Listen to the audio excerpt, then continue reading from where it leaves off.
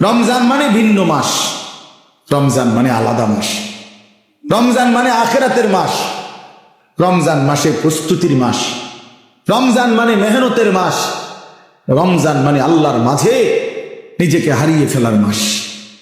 আর এটাই মাহে রমজান। আর যারা ইমানদার ভাইয়া, যাদের কবর আখিরাত মনে আছে, যারা পরকালকে বিশ্বাস করে, দিবানিশি জাহান্নামের ভয়ে যারা কাঁদে, যারা জান্নাতের আশা করে, খোদার কসম তাদের কাছে রমজান সর্বশ্রেষ্ঠ মাস।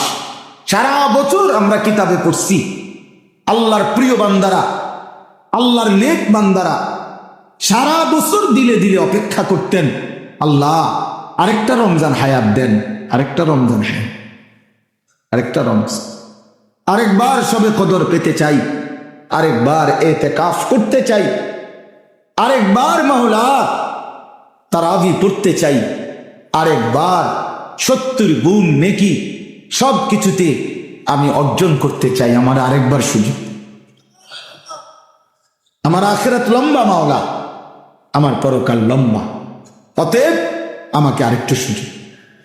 এজন্য রমজান মাস এটা বড় মুবারক মাস, এটা দামি মাস মুমিনের কাছে। সবার কাছে একরকম না, সবার কাছে একরকম না বাবা। যার কাছে যেমন কদরও করে তেমন।